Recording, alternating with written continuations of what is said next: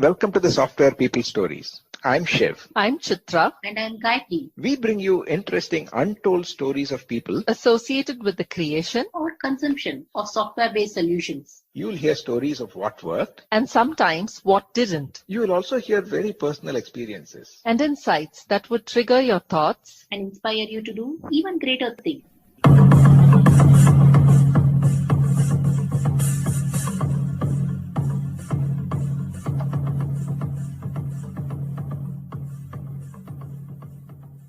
Before we jump into today's conversation, a special thanks to PM Power Consulting for encouraging and supporting this show right from the start.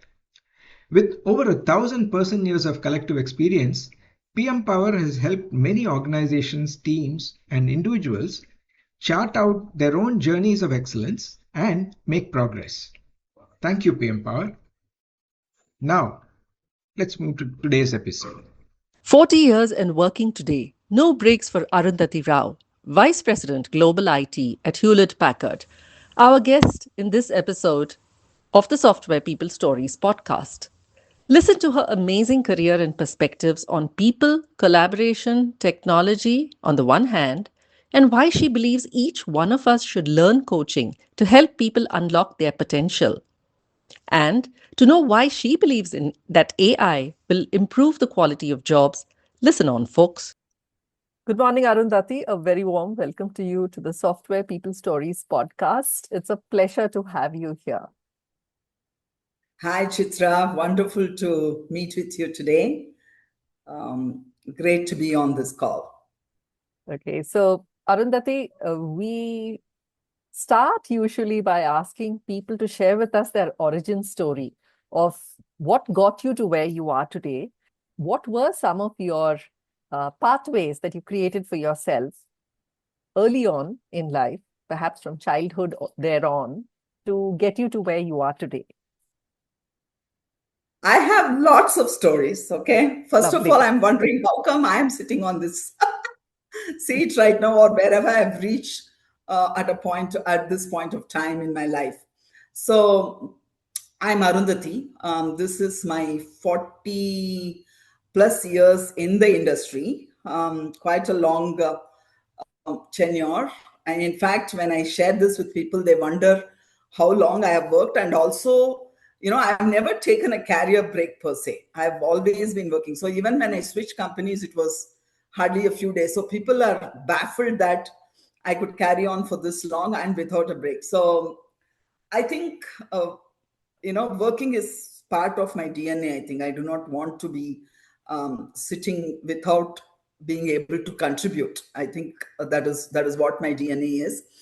When it comes to how I reached here, there is a lot of story around right from my childhood, right? When I was in my teenage years, I finished my plus two. During those days, it's called as plus two, 10 years in school, then plus two, and then you get into college. Then I come from a lower economic background family. So there was not money that was there. And only my sister was working. There was need for somebody to earn. So those kind of issues were there. And when I passed my 12th standard, my sister who was working in PNT then, she saw my marks and she went and shared in her office and they told me, hey, ask her to come tomorrow and join us, right, in the PNT, telegram department, PNT department. Now telegraph is no more. It in the erstwhile PNT department. So I do not know what was the courage, or I do not. Now I feel that it was all, because your hair is gray and you have gone through a lot in life, you realize that there was something that made me tell my mom that, Amma, I do not want to work. I want to study. Imagine a 17-year-old taking a stand of what she wants to do. I do not know where I got the courage from or whatever. But I told my mom, I do not want to work. I want to study. So this was soon after your plus two. Soon after my plus two, my results were out. Now I need to apply for colleges and get a seat. During those days, you remember, it was either engineering or doctor. There is nothing else that if you are good in academics, which I was, it is either engineering or MBBS. That was the option, right? So And there also I was moving more towards, when you are young, you want to serve and you want to do all that, and you have this great stories about being of service and all that. So I wanted to become a doctor. I want to go and serve the people. I want to be at their, going and taking care of them and all that. But because I didn't get a seat, I landed up in engineering. Even that story is there. But imagine as a 17-year-old, me taking a stand and telling my mom that give me only food and I'll take care of the rest. I didn't know what I was going to do in terms of my fees or whatever, right? But I do not know how I told that, but I told her that. Then I went and I gave tuitions to 10th standard kids in mathematics. I used to earn money. And suddenly, when you have a strong intent, the whole world conspires to help you. I believe that because I have a lot of my personal stories on things coming together to make it happen for me, right? So we used to live in this house where, there is a compound house where there are multiple tenants living, like at least some 25, 30 tenants used to live in it. It's a huge property, more than 5 acres of property, some 25, 30 tenants living. And there, in the opposite house, there was this person from North India who was running a textiles business. And one of the days he was telling, I have a terrible headache. I asked, what happened, Anna? He told, my accountant has messed it up. I'm not able to tally. I took the book from him and I tallied it because during my 10th standard, I have worked in Syndicate Bank, the erstwhile Syndicate Bank, as an intern. So for 2 months. So that opportunity had come just like that, and I had gone and done it. So I knew how to tally stuff, right? So I went and tallied and gave it to him within some 15, 20 minutes. And he was so surprised that I was able to do it so fast. And he told me, Arundathi, can you do this? The way in which you're working, this shouldn't take more than, 1 hour of your time per day. Can you do an accountant job for my company? I told, okay. So I used to earn 500 rupees during that time, which I used to give it to my mom, and some 200, 300 rupees to my tuition, almost like 800 plus rupees during those days were a huge sum. So I used to do that. And so I could support my mom as, maybe much more than what I could have if I had joined PNT or whatever. But, I earned during my studies, and I supported my mom. I finished my education in engineering, in electrical and electronics engineering from Government College of Technology. Now this is again a story, right? Because I was, those days there was no private sector like what it is today. So if you pass out of engineering I passed out in 1986, it was, the public sector or the hardcore government jobs, right? So I was going and writing these exams, and I was still not getting through. So I walked into an engineering college called Tamil Nadu College of Engineering, Karnathampatti, and they asked me to take a class just to see how good I was as a teacher. I took a class on linear induction motor, right? I walked in and I'm delivering a class on linear induction motor, and they liked me, they hired me, and I joined as a lecturer there. And in the meantime, there was an engineering college which is very reputed, Coimbatore Institute of Technology. One of the external examiner for my students was from that college.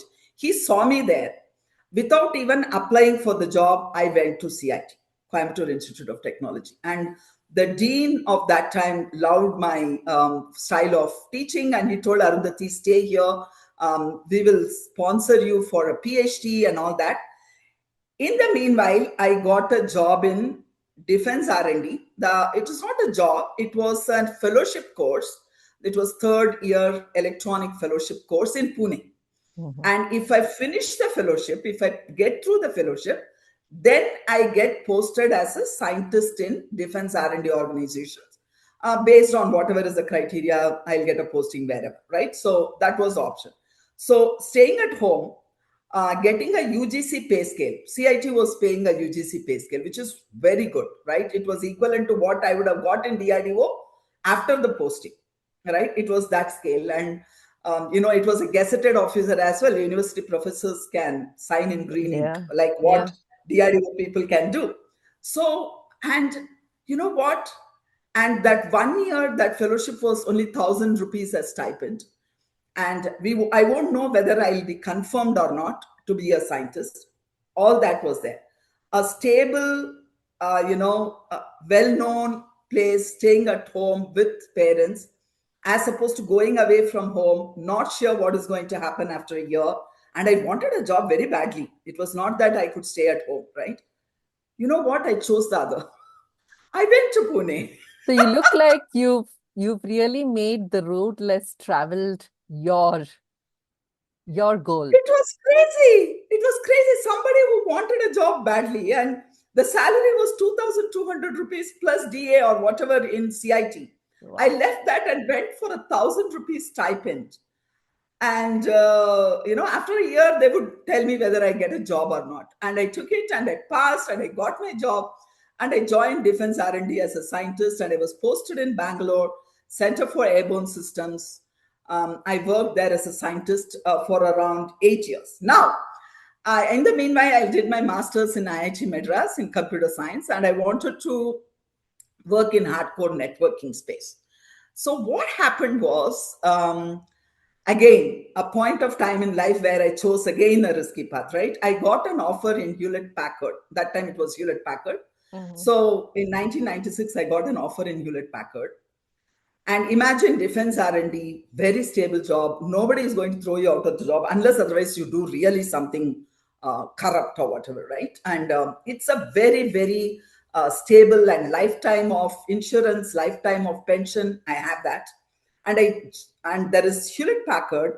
I can be thrown out of the job at any time. And there is no pension, there is no insurance, lifetime, all that. And I choose that.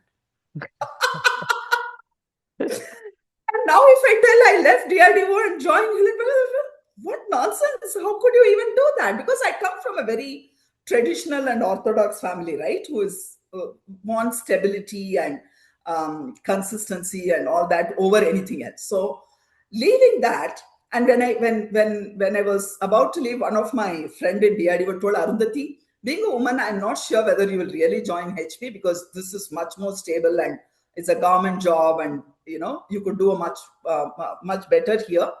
But if I was you, I would frame this offer from Hewlett Packard. Those time, Hewlett Packard offer was like valued like crazy because it was like a dream job for many people. So he was telling you can frame this offer and keep it in your home. And he assumed that I wouldn't join. I didn't frame the offer. I jumped at the offer and I joined Hewlett Packard. And and since 1996, I have been with Hewlett Packard, but Hewlett Packard divided one. It was a sell-off of one particular part of the business, and IT got outsourced to a company called DXC. Mm-hmm. I was going through a roller coaster ride there, and then after 2.5 years, I left and joined Ernst & Young. And after 2 years, when they re-established the IT in India, in Hewlett Packard Enterprise, by that time, Hewlett Packard split into Hewlett Packard Inc., which was all personal systems, and then Hewlett Packard Enterprise, which were for enterprise business with storage, servers, routers, and all that stuff.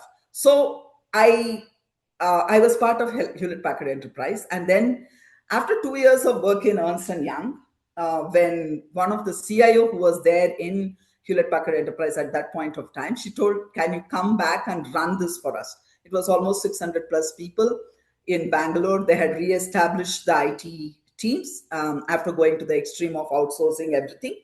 And then I came and took that role, and I've been back in HPE after a gap of 4.5 years. So, and when I left EY, that time my boss was asking me, Arundathi, do you really want to go? I hope they are giving you a good offer. You know what? I took almost a 30% pay cut to come back to HPE. I told him, yeah, I know. When he's listening to when he listens to this podcast, he must be laughing, telling Arundathi lied. But I wanted to come back to Hewlett Packard Enterprise because this is where I feel have a sense of belongingness to the highest level, because I've worked here for long. I know the culture because it very much aligns with what I truly believe in life. So I'm back and I'm continuing in Hewlett Packard Enterprise right now. Wonderful. And I'll just, the next thing that's coming to my mind is what for you creates a sense of belonging? It's culture and people. Okay. Talk a Because little you bit can, about what culture and yeah, people mean to so you. see, Hewlett Packard as a company has evolved a lot, right from the audio oscillator that we created. Our first customer was Walt Disney. From that to where we are today, it has continuously evolved. And if you ask me, even in IT, we have the best of technology in terms of our enterprise architecture. Mhm. So we get to work in the latest and the greatest, and also our company. So technology wise, you are not outdated, you don't become irrelevant.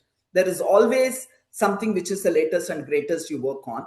Secondly, the culture part of it, right? It is a collaborative culture, it is people centric. Integrity and ethics matter more than anything else. Even now, we are the world's just company, being rated number one consecutively for many years, and all makes my heart fill with pride that I am in the right place, because ethics and integrity is something very, very important for me. In fact, there is something called as voice of the workforce we run, and ethics and integrity is one of the items that our teams rate the company on. And generally, my team and I get 100% on that. Wow. Some of the things, other things will be there, areas of improvement and all that stuff will be there. But ethics and integrity is, for me, it's a binary. You have it or you don't. It's 100%, right? So the ethics and integrity, the cultural aspect, the people centricity, ability to work across teams, non-hierarchical. That Mm. is something which I love about this company, right? Today, a fresh grad who has just joined can reach across, and he can talk, he or she can even talk to the CIO who visits. So very, very non-hierarchical. We have met with the CEOs face to face and have taken pictures with him. So this is not something which is available very easily in this In all. industry. So Mm. that, the people centricity, ethics and integrity, the cultural aspect of, you are part of this bigger purpose, right? Yeah. That makes me stay here. Oh, there's so much of what you're saying that I can so strongly relate to. Lovely. In fact, my segue into product development and innovation, I feel these elements that you called out in terms of uh, collaboration, people centricity, ethics and integrity, I think they form in some ways four pillars that drive innovation and product development. What do you think? Absolutely, What do you absolutely. think? So when I was in EY for 2 years, I was part of a group where we were doing a whole lot of products Mm-hmm. for audits and all that stuff. So I was part of the team, and when I came back, innovation has been part of my culture all the time. Through Because I come from a strong R&D background, research and development has been my first choice, right? When I joined DRDO, and I was there for 9 years. So my always I'll ask, is this it? Is there something we can explore? Can you try out this? Can you check on this? So I've always been innovation centric, and I do believe that innovation cannot be left to a particular group. It Uh, cannot be just one team will do innovation and the rest of the people will just be doing status quo. so Innovation Mhm. needs to become part of every team. It's part of your everyday life, right? Yeah. So that is what I believe in about innovation. So always I've worked with the teams which are one of the brightest. So somebody asked me recently, what is the best compliment you have ever got? I told that your team is one of the bestest. That is the best compliment that I have ever got. Lovely. So So nice. I have got the best of the teams that are always pushing for better, that is always challenging the status quo. So that is with respect to innovation, right? And HP allows that. It's okay for you to try out and fail, right? And with the AI coming in, there Mm-hmm. is lot of, though I have done a lot of applications in IT, the product centric mindset. What is the problem that you are trying to solve, right? That becomes the center of it. It's not like this is application and it gives these features, right? It has to be a product mindset of what is the problem you're trying to solve, and then bring in technology and the best of the tools to solve it. That what becomes the product mindset, right? And how do you do that is through agile and all that stuff, so that you give frequent feature updates to your business, and prioritize it. Make sure that there is a constant pipeline of things that get delivered, instead of these 2-year 3-year projects kind of stuff. So that is how the innovation part of it I have been able to drive. And all these years, it is not just now or for a particular period of time. Whenever somebody used to visit my floor, if they have guests, I take them to a wall where we talk about what all the things that the teams have done. In terms of every year, we used to have a theme, and people used to drive that theme. This year, it's all about how are you making a difference through AI. So just 2 weeks back, my CIO, the person whom I report to, he had come, and we showcased him all the AI work that we have done. It is not POCs, it is things which are implemented and running. 100% of my teams are trained on AI. So I have a people vision. As much as there is a company vision, there is a group vision, I have a team vision. I have a vision for my employees. They are the best in terms of their will and skill, and they are the most wanted people on the planet, but they continue to work for us. Fantastic. That is so empowering. Well, you brought it up. I had wanted to weave it into the conversation is, what is AI doing? How is the ground beneath you shifting or not? Where have you met AI? So it is actually ground beneath is shifting, but it is not in a negative way. Because see, when the industrialization happened, people all thought that, oh, we are going to lose jobs. The quality of our jobs became better. Yeah. Right? And that is exactly what AI is going to do for us. You do not have to do the mundane work, which the system can do it for you. But actually, I do believe in human in the loop. I would never be for a system which is totally autonomous, that there is no human in the loop, there is no checks and balances, there is nothing which will see whether it is doing it right or not, right? To whatever level. It could be just one person monitoring it or whatever. But what I suggest is that it has to be a human in the loop. Everything that we are doing today, there is so much of work that is happening in every aspect of the software development life cycle. We are using AI, but there is always somebody checking whether it has done it right before the code gets checked in, right? That is what we do.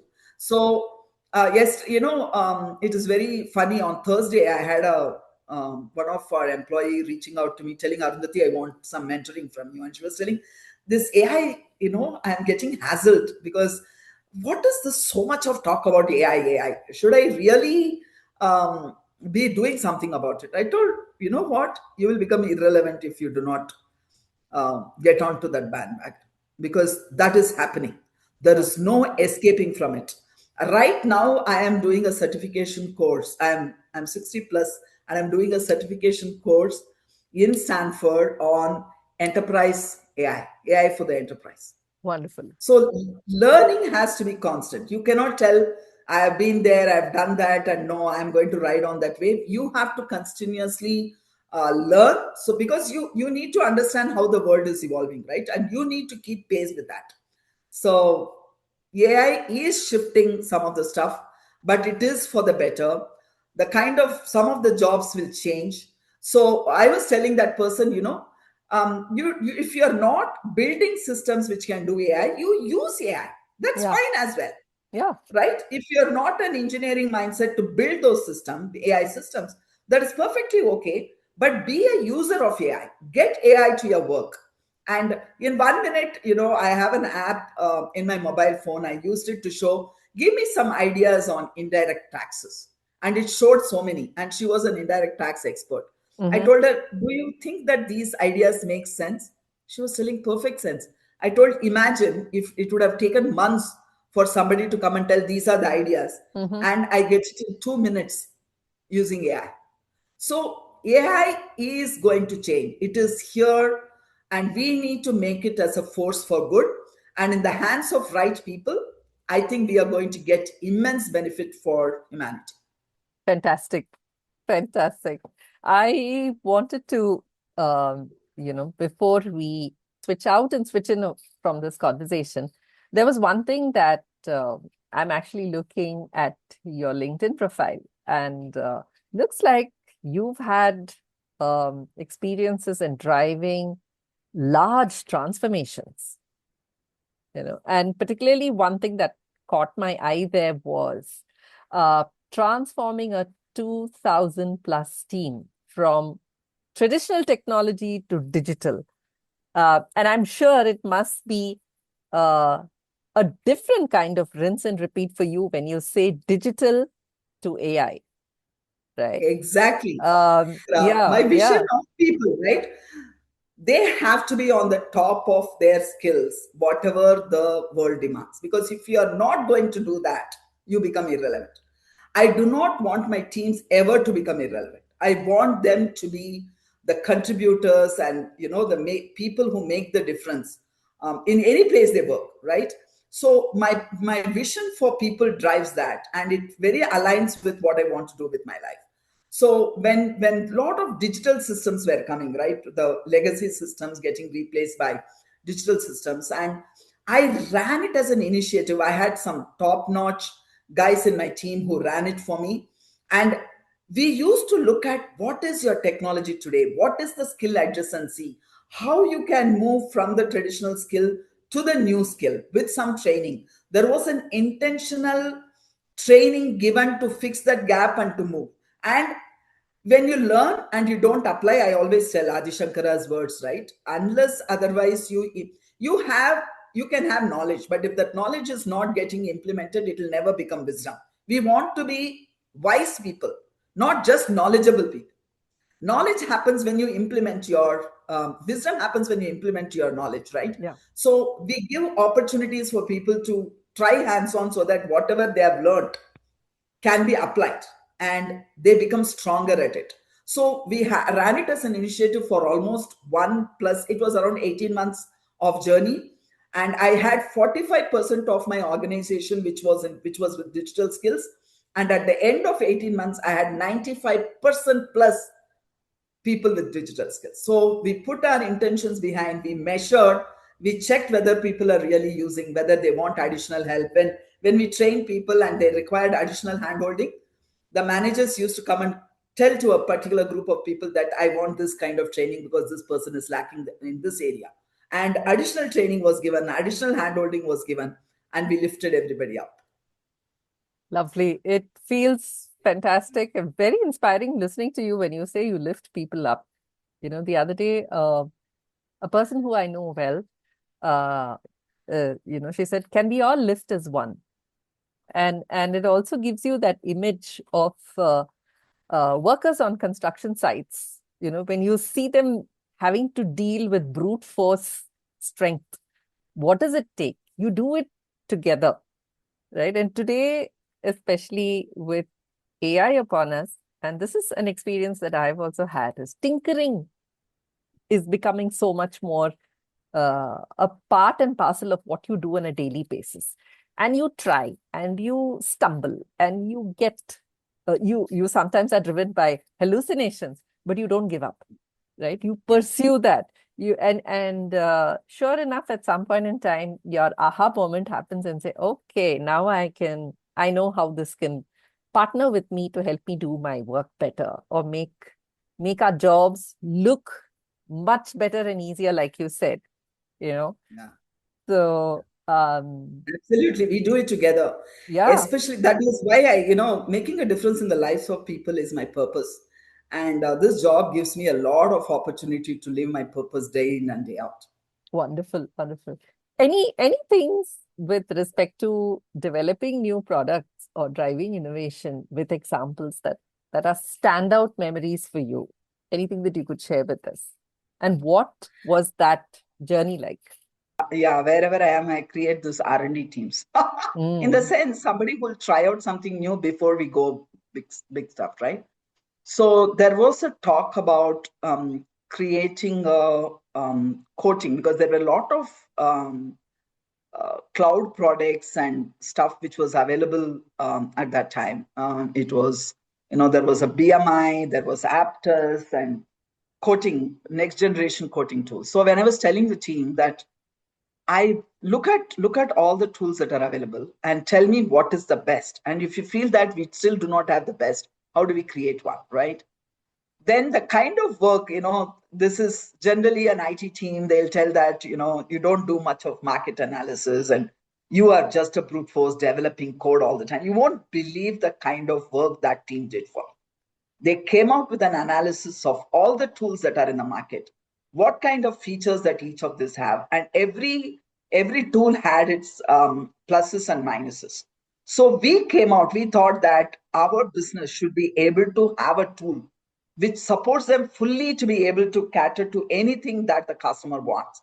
So we put a small team together, and then they developed something called Next Generation Coder. You won't believe that product is still getting used. My problem was that, we didn't even go to the productization stage before we started using it, because in a typical IT company, you don't do that, right? You develop and you use it because you're not a pro. When people looked at the features, they were telling Arundathi, you could have sold it in the market. It was so good. So we had the best in class, next generation coder that our teams have developed, but without going through the productization. That was, if you ask me what I would have changed if I was doing it today, without going through the productization grind. It went through that, but now there is a lot of transformation that we have done in terms of the platform and the microservices and all that is getting used. But we landed up with a heavy technical debt because it didn't go through a cycle of productization. Because you're not a product company, right? You're not going to sell that. So we skipped that, and then we landed up with some big learning, and now it is getting transformed, but it is still getting used, which was developed long ago. So what more could one ask for, right? Usually in product companies, the flip would happen, at least in my experience. People would, to use a very American phrase, eat very little of their own dog food. Whereas here, looks like your team immediately saw the value and started using it. So I feel they were the best ambassadors for the product, isn't it? Yeah, it was. And the business which used it also, even now they love using it. And we could have easily shifted. It's a custom built to an extent, but it gives the best of the features that our business needs, which will help our customers to be able to customer experience. So we still use it, but that is how my product journey started, and now we apply that to everything that we do. So the product mindset, right? Being more agile, not just in terms of the processes, but even in terms of your mindset, right? You are open to getting feedback. You're open to listening to that and see what can be changed. That is a product-centric mindset. That what exactly is the problem you are trying to solve? It's not about I have developed this and then use it, right? Yeah. You need to constantly change. You need to keep listening to the feedback. So that is what, with AI, it is going to be much, much, much more. Because you need to develop that, because if AI could do most part of what we are trying to do, you need to focus on what exactly. So I always tell, AI is going to be about use cases. Come out with a use case which is going to be impactful. When somebody uses Chat GPT, we have our own tool internally for enterprise use. But I tell people, do not use AI for writing mails. That is not the right use of AI, because you want to be more crispier. That is your language and your heart speaking of what exactly you want to do. And you don't bring AI to writing mails, because that is not the powerful use case. And it impacts how many, right? Whereas an AI use case, which can really impact the customer experience, which can really impact the company's value in the industry. Those are the ones which are very, very meaningful. And when people ask me, there are two places which AI will have a huge impact, which is in healthcare, and education, because we have a lot of places where education is still not reachable in terms of remote places and all that. We could use AI to teach, and as well as for healthcare. You imagine being able to save more lives. What more you want than that kind of purpose? So healthcare is going to be huge. Could we double click a little bit into these two areas? Yeah. But for me personally, they mean a lot. And I would love to listen to some of the thoughts that you have on potential use cases that AI can help solve across these two. So if you don't mind, could we do that? Okay, sure. There is a lot of systems already available. I go to this health diagnostic center called Neura. It is a Japanese-based company. So when I was checking out how exactly they are different from the other diagnostic things that are there available in the market, they were explaining that this is a Japanese-based technology, and each of these systems have AI built in. That is, the data, I'm sure the data privacy applies, but what kind of issue is there for them to diagnose it accurately, right? Mm-hmm. So they have so much of data that they have utilized, because for AI you need data, right? Yeah. That is the food that data is the fuel for AI. Mm-hmm. So they use the data to see how the accuracy of the diagnostics could be improved. And so one is diagnostics with data, accurate, because if you have an accurate diagnostic, you can treat better. And the treatment options itself, what works best, because for Indians, some of the stuff which might not work as opposed to a Western gene, right? So there are certain things which will work, and having a targeted treatment based on the individual as well, right? So today so much of technology is available that will tell you whether you have a specific treatment option available as opposed to somebody else. It's not very generic. So those things, and even surgery, AI and robotic assisted surgery, right? Those are the places that I feel it'll make a huge difference. And in India, if you look at healthcare, there are a lot of underserved areas which do not even have a doctor or a hospital now. Yes. And we set up these kiosks with AI-enabled kiosks, and somebody comes and gives the symptoms, submit their blood reports and all that. There is a first amount of diagnostics that could happen, and then you involve an expert as to what is the next step to do. Right, in India, we can use it in a huge way in terms of underserved segments, in terms of medical health. So that is one use case that I'm looking at. So there is an immense opportunity in healthcare. Even the medicines that is getting created, right? Even that can apply AI in terms of what works best. Today, there are some of the vaccines which we have a problem with, which didn't go through enough of testing.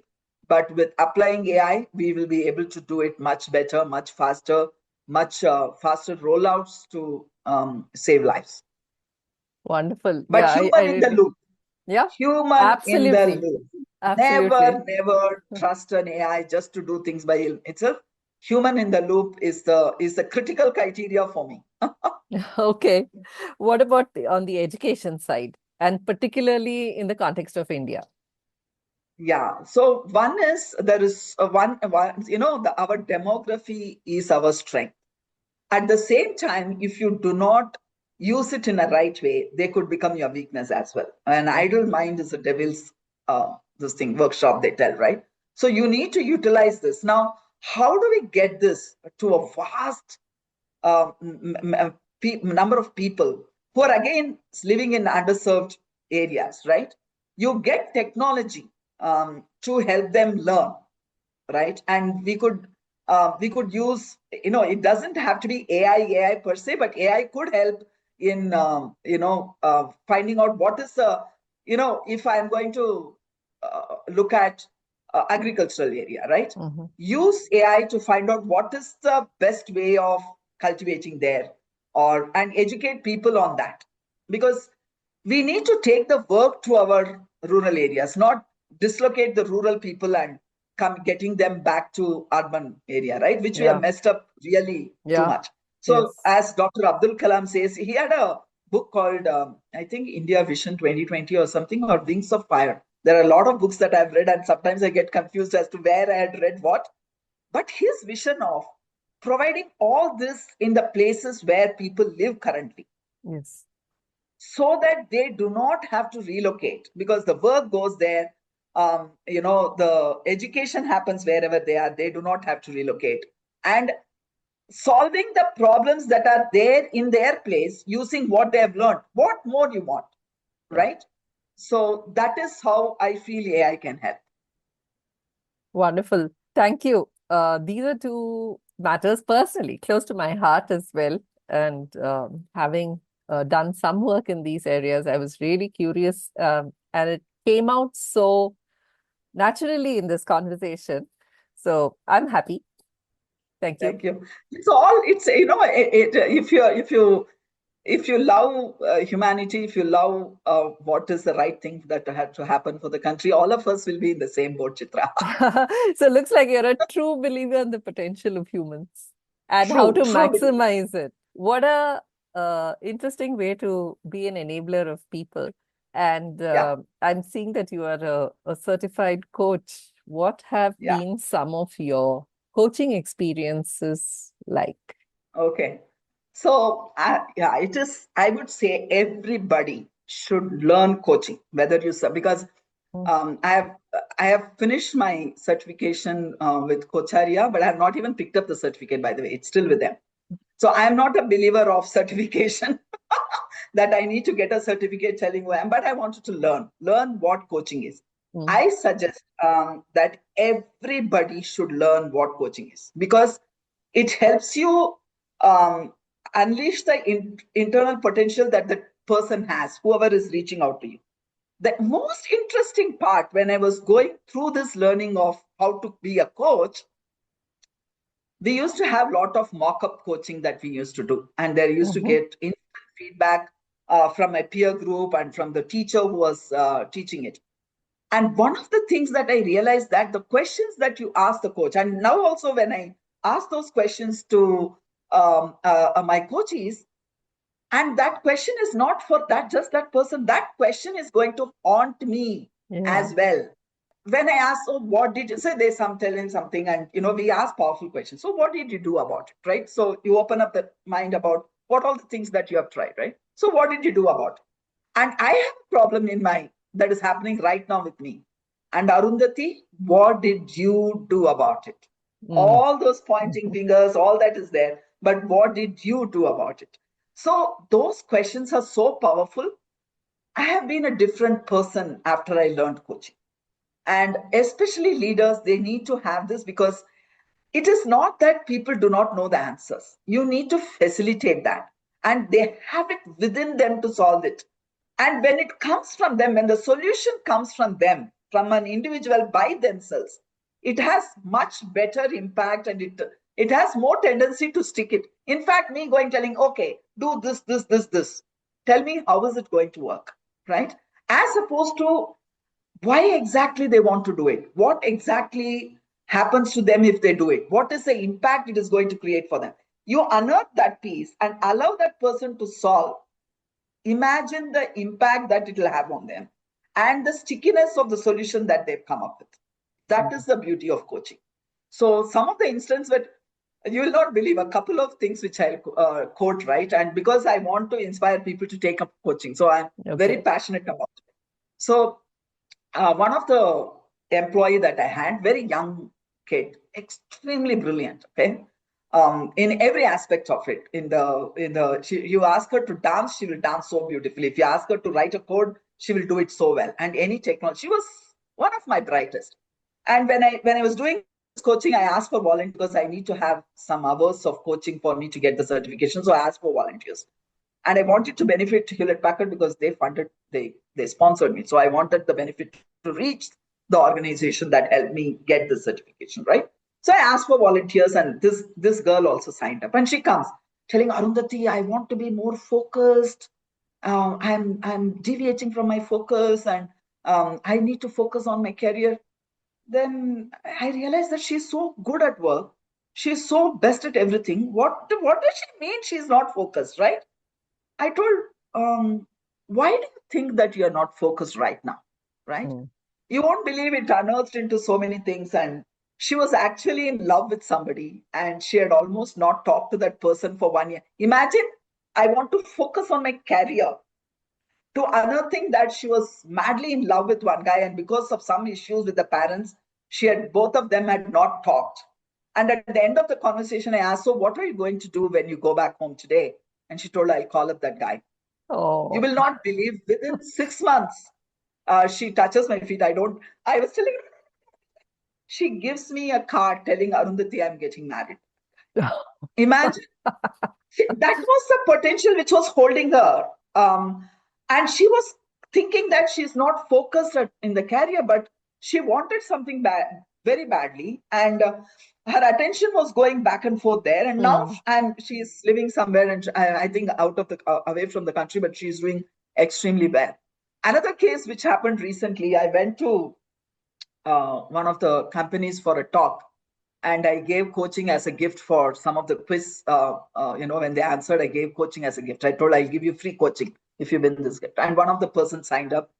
You won't believe, this person is very aspiring. So much of aspirations of doing that. And, that I'm not getting enough, because the parents are one whom we want to get the best of the compliments from, right? Because many of the times we are doing well to make them proud. At least the normal middle class upbringing is that I want to make my parent proud, right? Today, when somebody tells me your parents must be so proud seeing you this way, I feel very happy. Okay, I'm happy. I've done enough in my life. So, and all that stuff, you won't believe. After a month, I gave her one more session, and after a month, she's telling, Arundathi, I called you just to tell what happened. And I asked her, what exactly you want to do with your life? That was the question. What exactly you want to do with your life? It's a powerful coaching question, right? It helps you untangle all that. I believe she took a printout of this and put it in her room and kept asking, what do I want to do with my life? Within a period of 2 or 3 weeks, she found out that she has everything in her life. And imagine uncovering that you do not have to go after things, that you have everything. Now, it's not that you have everything and you are now rest and do nothing and rot, but the feeling that I have everything within my power to be able to do whatever I want to do. That is what it uncovered for. Tremendous. It's such a sense of empowerment. You won't believe that when somebody, even at work now, when somebody asks me to coach, I don't bother who that person is, where that person is reporting to, how, whether they are very young or seniors or whatever. I jump for coaching because I feel it gives it allows me to live my purpose of making a difference in the lives of people. Fantastic. So, and coaching, I suggest that everybody should go through the training of being a coach, especially leaders, if you want to bring the best out of your team. The answers are all within ourselves. How do you untangle it and make it come out and help the people realize the truest potential that they are capable of? And that is what coaching does to you. Wonderful, Arundathi. So as we draw this conversation to a close, and I've enjoyed it at every level. One thing we do ask all of our guests to do is leave 1 or 2 messages for people aspiring towards a career in tech. So take risks. Do not just, sit with one area thinking that, that is where, without change, without being in the comfort zone. Courage over comfort. Ability to take risks. So that is very critical. Any kind of job you do, any kind of work you do, that is very critical. Courage over comfort. The second thing is that believe in yourself that you have the immense potential. Many of us, we are all constantly doubting whether we are good enough, whether we will learn. Worst case, we will fail and we'll learn from it. That's fine, right? Believe in yourself and get the bestest version of yourself to the world, because that is why you're born, to be the bestest version of yourself. And when you do all that, enjoy life, right? Do not take you so seriously that you forget what it is to be joyful. We are meant to live joyfully. and spread the joy, right? I always tell, pain is a necessity. If you do not see, if I hit something and if I do not fix it, if it is not paining, I won't even know I've hurt, right? Pain is needed. For me to take action on it and fix it, pain is needed. But suffering is optional. Oh, why did it happen to me? Why it happens to me? All that is suffering. So pain is needed. It is sometimes, necessary for us to be able to take action. But suffering is optional. So do not suffer. Deal with pain. All of us go through pain. Breaking of our hearts and all that is fine, because all of us go through pain, but do not make it a suffering. Live joyfully. Do what works for you, and live passionately. That is what life is about. Tremendous. I think I think we're having this conversation at the right time. Something which I needed as well. It's always wonderful to listen. Up to you, Chitra. Thank you. May you get whatever is the thing that you want. Yeah. Thank you so much. Because, sometimes it's your energy is tremendously infectious. You bring out your sense of purpose so strongly in a conversation like this. And I love the way one of the joyous things for me about the Software People podcast is the fact that conversations just emerge. They happen.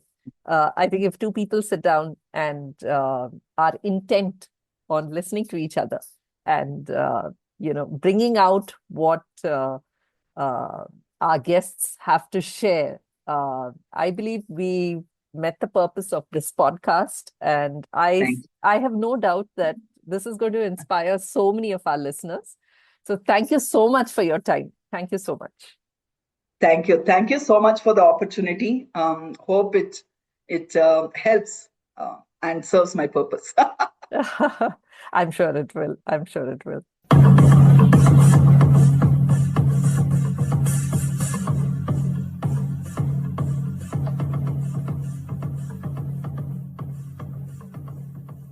We thank Siddharth for the music and Anita for promoting the Software People stories. If you like this episode, please subscribe on your favorite podcast client and spread the word in your network.